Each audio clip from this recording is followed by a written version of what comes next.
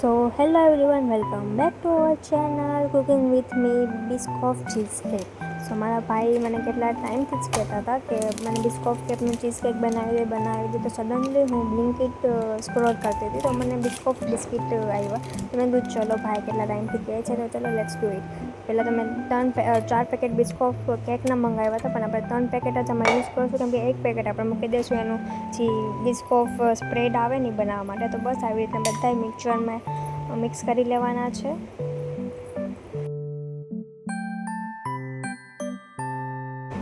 સો બધા બિસ્કિટનો મસ્ત ભૂકો થઈ ગયો છે અને પછી બટર લેવાનું છે. ઘરનું બટર હોય તો પણ ચાલશે અને બહારનું સોલ્ટેડ બટર હોય તો પણ ચાલશે. બટરને મસ્ત થોડુંક એવું ગરમ કરી અને પછી એડ કરી અને બસ એકદમ સ્મૂથ ટેક્સચર બને આપણું ત્યાં લગી એને મિક્સ કરવાનું છે. અને પછી એક લેવાનું છે કેકનું બાઉલ અને આમાં ઓઇલ બટર કાંઈ જ નથી લગાવવાનું, એમનામાં જે આપણું જે બિસ્કિટ છે એ એડ કરી દેવાનું છે અને એકદમ ફૂલ્લી સ્મૂથલી આપણે એને પ્રેસ કરવાનું છે.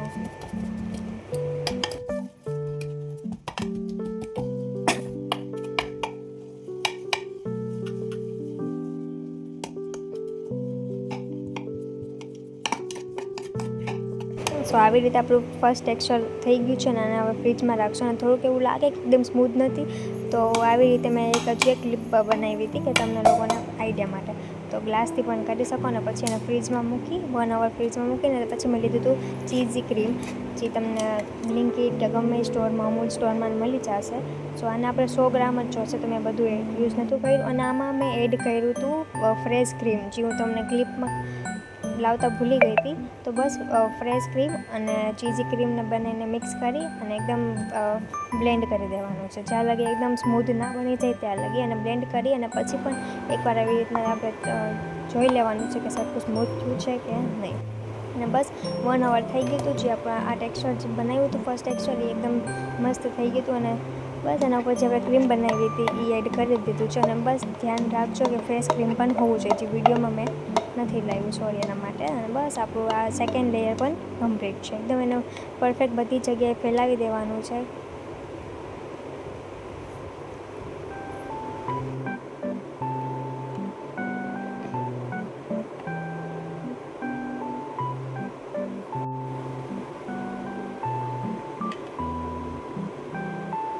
સેકન્ડ લેયર મસ્ત ક્રીમી આપણે થઈ ગયું છે. હવે એને 1 થી 2 કલાક માટે ફ્રીઝમાં મૂકશું અને ત્યાં લગી આપણે બનાવશું બિસ્કોફ સ્પ્રેડ. તો એ હું ઘરે જ બનાવવાની છું, બહારથી એડ નથી કરવાના. અને એમાં આપણે જોશે કન્સીલ મિલ્ક. તો કન્સીલ મિલ્ક પણ હું ઘરે જ બનાવું છું. તો 1 કપ દૂધ લઈ લઈશું, એમાં 3 થી 4 ચમચી સુગર એડ કરશું. અને કેટલા ટાઈમ મતલબ ચા લાગે સાવ બધું દૂધ ઉકળી ના જાય ને ત્યાં લગી આપણે એના ઉકાળવાનું છે. એકદમ ખાટું બનશે. બસ હજી લાસ્ટ એક બિસ્કિટ મેં રાખ્યું તો એને મસ્ત બ્લેન્ડ કરી અને પછી એમાં કન્સીલ મિલ્ક એડ કર્યું છે. પછી આ છે વેનીલા એસેન્સ એડ કર્યું છે, બટર એડ કર્યું છે અને થોડુંક એવું મિલ્ક એડ કર્યું છે. મસ્ત ચોકલેટી સ્મૂધ થઈ જાય. સો આ રેડી છે આપણું ઘરે જ સ્પ્રેડ બનાવ્યું બિસ્કોફ સ્પ્રેડ, જે તમે બહારથી પણ લઈ શકો છો અને મારી જેમ ઘરે બનાવો તો પણ ચાલે. મેં બસ મસ્ત રીતે ઘરે સેમ બહાર જેવું જ બન્યું હતું ટેસ્ટ વાઇઝ પણ. સો સેકન્ડ લેયરે તે કમ્પ્લીટ છે.